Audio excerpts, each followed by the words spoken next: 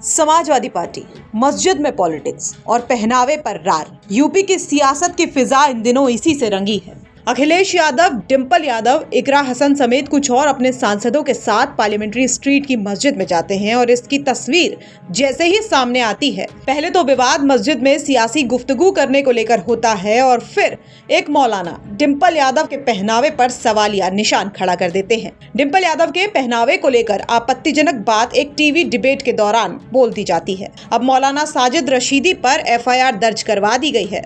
सपा तो सपा, एनडीए से भी डिंपल यादव पर की गई अपमानजनक टिप्पणी के खिलाफ विरोध देखने को मिलता है। हालांकि मौलाना साजिद रशीदी अभी भी कॉम्प्रोमाइज के मोड में नहीं है।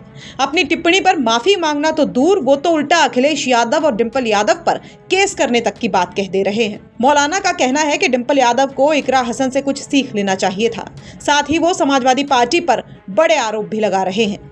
मस्जिद के अंदर जिस अवस्था में वो बैठी हैं, इस्लामिक मान्यताओं के हिसाब से मेरी आपत्ति है।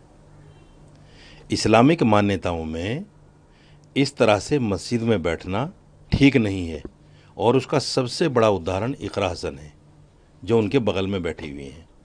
उनको उससे सीख ले लेनी चाहिए थी कि ये मुसलमान हैं, जिस तरह से ये बैठी है मैं भी कम से कम इस हालत में बैठ जाऊं, इस तरह से बैठ जाऊं। आप अकेले मौलाना हैं, वहाँ भी तो एक मौलाना है जो अब सांसद भी हैं। वो मौलाना थोड़े रह गया, वो तो सांसद हो गया। आप ही ने तो कहा सांसद हो गया वो। दूसरे ये है कि वो तो अनऑथराइज बैठा हुआ है। तीसरे ये है कि वो समाजवादी का सांसद है।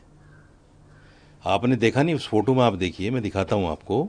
उस फोटो में कैसे गुलामों की तरह हाथ जोड़े हुए बैठा है। ये देखिए किस तरह से, किस अवस्था में बैठा हुआ है, बिल्कुल ऐसे जैसे अपने आका के सामने बैठते हैं। तो इसकी हिम्मत हो सकती है, समाजवादी पार्टी का ये सांसद है, इसकी हिम्मत हो सकती है अपनी सुप्रीमो की वाइफ से ये कहने की कि आप गलत अवस्था में बैठे हो। मस्जिद की मर्यादा, सबसे बड़ा मुजरिम तो यही है, सबसे बड़ा मुजरिम। और जिन शब्दों का आप इस्तेमाल कर रहे हैं वो ठीक है? इसी लोकतंत्र में एक संविधान है हमारा। संविधान ये कहता है कि हर धर्म की अपनी मान्यताएं हैं।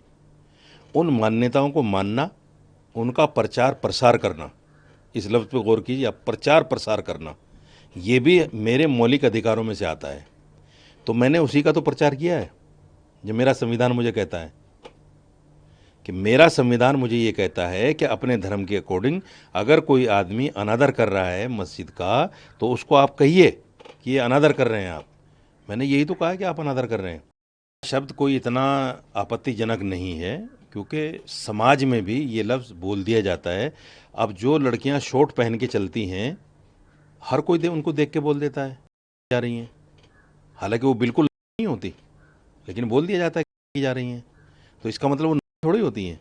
इतना भी मेरा आपत्तिजनक नहीं था कि लोग भड़के हुए हैं पूरे देश में और एफआईआर तक हो रही हैं, इतना भी आपत्तिजनक नहीं है। मुझसे ज़्यादा तो आपत्तिजनक वो था जब हाईवे पर एक नेता ने औरत के साथ दुष्कर्म किया। कितनी महिलाओं ने प्रोटेस्ट किया पार्लियामेंट में? एक महिला ने अगर किया हो तो बता दो। यानी महिला के साथ सरेआम रेप हो जाना उनके नज़दीक बड़ी घटना नहीं है। एक महिला को आईना दिखा देना उनके नज़दीक बड़ी घटना है।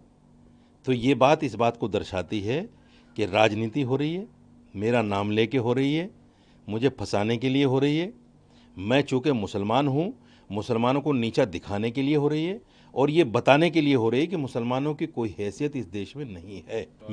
मेरे पास विकल्प ये है, मैं भी पुलिस के पास जाऊंगा, मैं भी वो फ़ोन नंबर्स दूंगा पुलिस को जिन फ़ोन नंबरों से मुझे धमकियां मिल रही हैं। किसके खिलाफ एफआईआर करेंगे? अखिलेश यादव के खिलाफ करूँगा, डिंपल यादव के खिलाफ करूँगा, चूँकि कार्यकर्ता तो उन्हीं के हैं ना।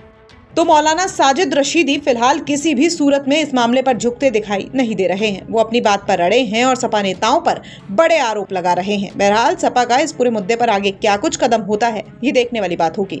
ब्यूरो रिपोर्ट, यूपी तक।